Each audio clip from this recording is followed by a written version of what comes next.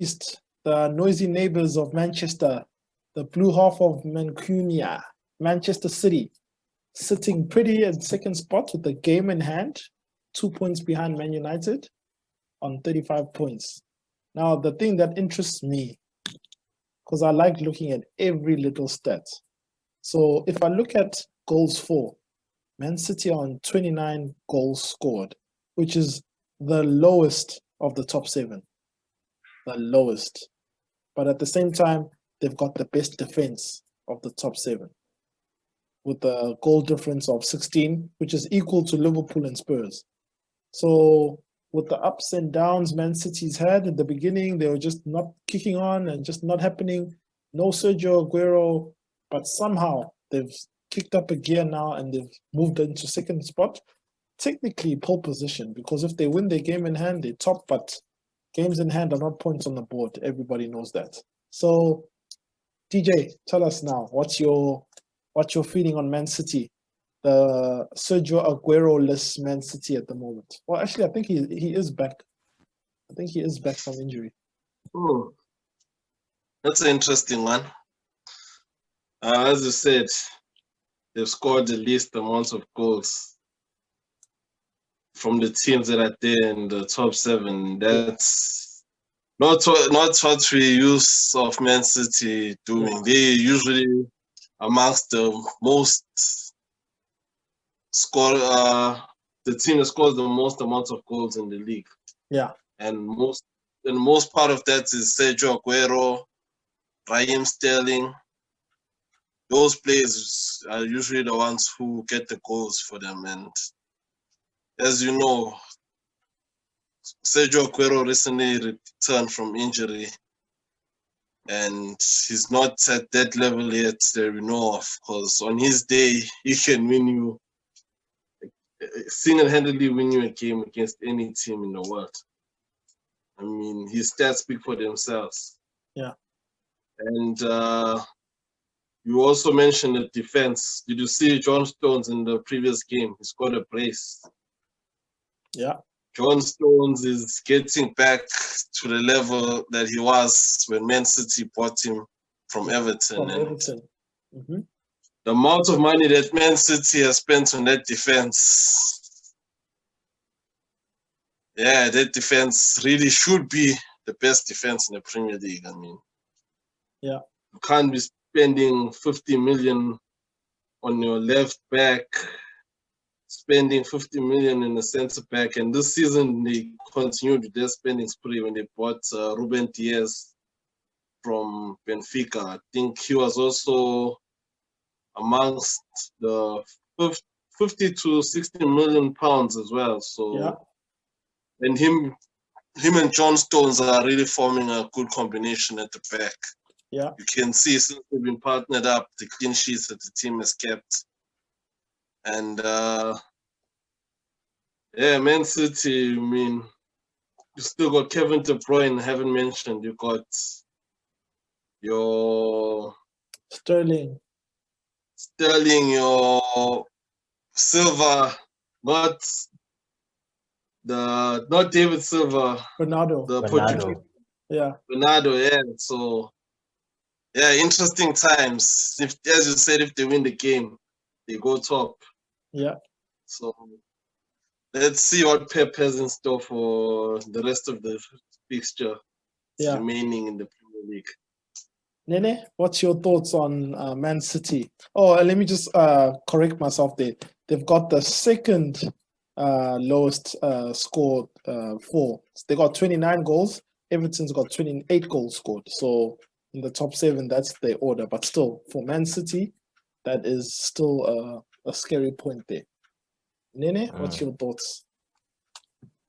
Yeah, starting at the defense, there's no secret that last season the defense is what let them down, and it's one of the reasons why they fell behind Liverpool by like, what was it, 18 points? Yeah. Last season. So, you know, had they had the Laporte in there, John Stones at his best, you know, it could have been a very different season for them because they were banging in goals left, right, and center.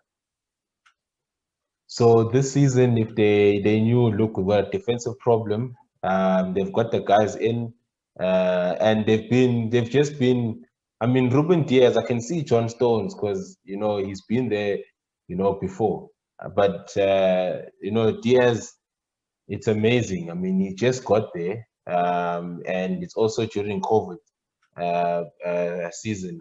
You know, no fans. You know, so the motivation is not the same as the other guys who, you know, who actually understand what it's like to play for, you know, for Man City. You know, they just got there and they're just playing football. You know, there's no fans. So, you know, for him to excel so much, I mean, it's brilliant. So yeah, the defense is sorted. Now it's just up front. And look, there's no doubt that they're going to be banging in goals. That stat for now that they low, it's just for now. Once Mahrez starts firing, Bernardo Silva starts firing, Raheem Sterling starts firing, Sergio Aguero comes back and they start firing, Kevin De Bruyne starts scoring 10 goals in a season, then you're going to see that they're back because they know now they're comfortable that the back is covered. Yeah. So yeah, for me, once if they win the game in hand and they go top, it's going to take a miracle to get them down. Yeah. It means every team has to win every game because once City starts that run of saying, look, we're on top and it's the end of Jan, we need to just kill everyone. And the only way to catch up to them would be to win all your games. Yeah.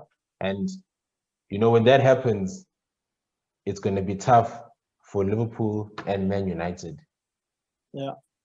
No, I definitely agree. And there's one player we must all remember. It's Phil Foden. That kid is coming. He's on the rise and he's grabbing his opportunity by the horns. Anytime you give him 30 minutes, you let him start, he scores or assists, he makes things happen. So Phil Foden is getting amongst those ranks. And as you rightly said, these guys are going to start firing, and lo and behold, they already started on a run. So that point you're talking about getting on a run, right now it's the Manchester team's on a run and everyone else is falling. But once Man City grabs that first place, I don't think they will really let it go. But what's that last question? It's gonna be very it's gonna be difficult for them to. I mean, how many years have they been doing this thing? You know, I mean, we're talking about Leicester now, saying they're always in this position and they need to do better. And this is Man City. So I'm telling you, once they sit on top, which team can actually beat them? I mean, if I look at the next coming games, they've got Villa, they've got Sheffield, they've got Burnley. I mean, those are just points for days. Yeah. The only tough games that they've got is Liverpool and Spurs. And those games, they play them consecutively. So, I mean, Liverpool might be a challenge, but I think they're going to beat Spurs. There's no way Spurs are going to cause an upset there. So you can already see that the only team that can stop them once they go top would either be Man United with another game because they drew the last one, or Liverpool when they play each other. But if those two teams don't hold them back, I highly doubt the other teams are going to do anything, especially with their defense. It's going to be tough. So where do we see Sergio Aguero's role in all of this? Look, Sergio Aguero, I don't want to use the word sucking again because we use that on Jamie Vardy. But I mean, these guys, the only difference between him and your Hurricane and Jamie Vardy is that Sergio Aguero, he's got titles under his belt. So he's 32 years old.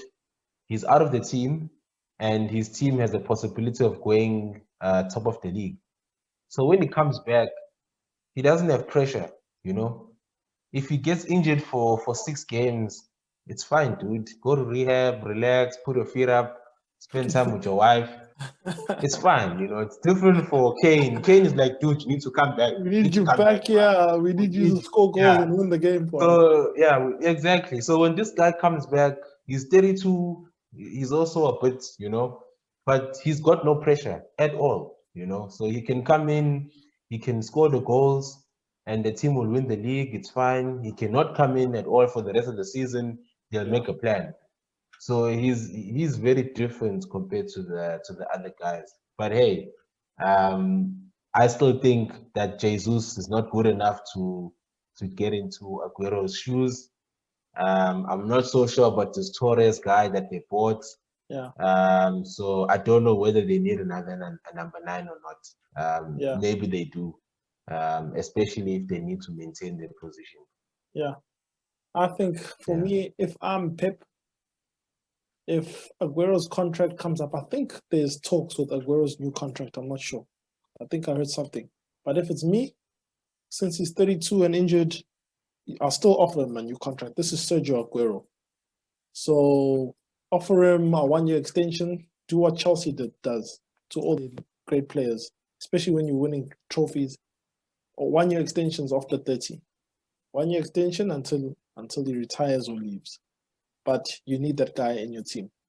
DJ, what's your thoughts? Yeah, Sergio Aguero, where do I start? When he's not in the team, you can see the likes of Gabriel Jesus just not good enough. The team is the reason why they are amongst the second lowest scorers in the team, the top 7, is mostly because Sergio Aguero has not been there; he's been injured. So you need to get him back in the team as quick as possible. And another striker would be an option, but Pep Guardiola said no when he was asked about that. So I don't know. He might need one because the race is hot at the top. It's going to be interesting to see how they do manage to do with Sergio Aguero back, and then if he gets injured again, how long will the defense keep them in the title race? So, yeah, let's see what Man City is all about this season. Sure. On that